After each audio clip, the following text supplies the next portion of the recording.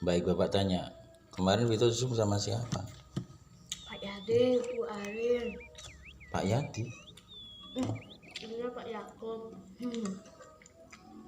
Mulutnya Terus gitu.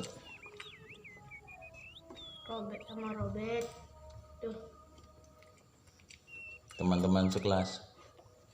Robert. Arum. Ya, Noel. teman-teman sekelas kan? Iya, Nah, disuruh buat Nicholas. apa? Miniatur rumah. Miniatur rumah. Nah, sekarang menurut Vito itu miniatur rumah itu penting atau enggak sih? Bagaimana kalau miniatur rumah kan nanti mau taruh di mana gitu? Nggak tahu. Bagaimana kalau misalnya bukan miniatur rumah gitu. Nanti tanya sama Pak gurunya, sama Bu guru.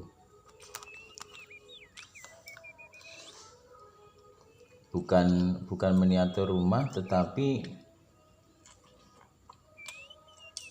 proyek yang betul-betul bisa digunakan sehingga tidak menghabiskan biaya dan juga menghabiskan tenaga.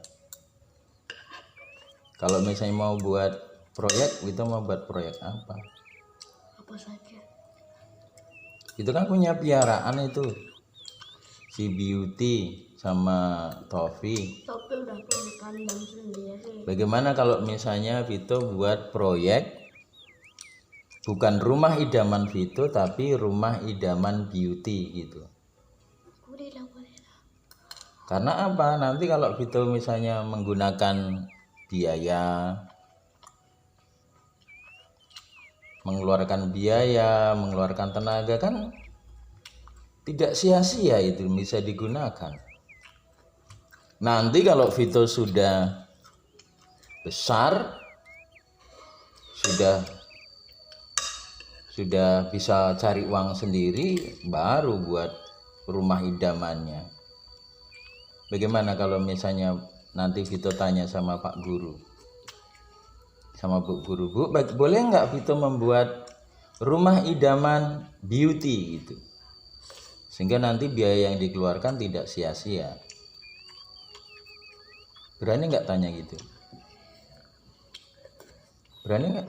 Kemarin sudah ditanyakan, bilangnya cuma buat pelengkap aja. Ya nggak apa-apa, nanti ini Pak Vito buat pelengkapnya dulu, nanti rumahnya nanti gitu ya. Jadi Vito buat pelengkapnya dulu. Oke. Lalu apa yang harus dilakukan di awal-awal kalau membuat proyek? Apa yang dilakukan adalah apa, selalu Bapak bilang Menghitung biaya. menghitung biaya atau merencanakannya mau seperti apa. Jadi jangan seperti di dalam Injil itu diceritakan itu kan. Di dalam Injil itu diceritakan kalau orang mau membangun rumah, dia tidak menghitung biayanya, nanti rumahnya hanya selesai separuh jalan. Jadi harus betul-betul direncanakan dulu. Mau nggak kalau punya rumah hanya ada pondasinya saja? Atau membuat dinding, atau membuat rumah hanya ada dindingnya saja? Gimana? Nggak mau kan? Kan rumah harus ada atapnya, ada jendelanya. Jadi yang pertama adalah membuat Pondasi. merencanakannya, membuat rencana dulu. Dipikirkan baik-baik. Biayanya berapa, didapat dari mana. Nah, kalau gitu langkah pertama mau membuat proyeknya Vito itu dengan apa? Melihat situasi. Melihat biaya. Vito masih punya tabungan nggak? Ya. Tabunganmu berapa yang ngasih itu? 100 ribu apa upah dari Upah Apa? Bukan upah ya, 100.000 ya Vito. Dulu kan dari omku. Oh dari omku, jadi yang selama ini kan dipakai untuk yang lain. Kalau Vito antar belimbing kan biasanya diberi honor, itu namanya upah. Nanti kalau bekerja juga demikian. Kalau orang bekerja itu berhak mendapatkan upahnya. Barang siapa tidak bekerja, dia tidak boleh makan, kan gitu. Itu kata kitab suci kan.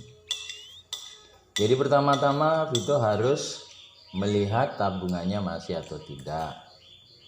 Kedua, nanti menanyakan pada Bapak Ibu gurunya, Bapak Ibu, Vito mau buat pelengkapnya dulu ya gitu. Oke? Iya. Lalu yang kedua nanti kita menanyakan harga kayu, harga seng, harga kayu ke situ. Harga emas. Ngapain harga emas? Harga kayu. Bapak ini ngomong.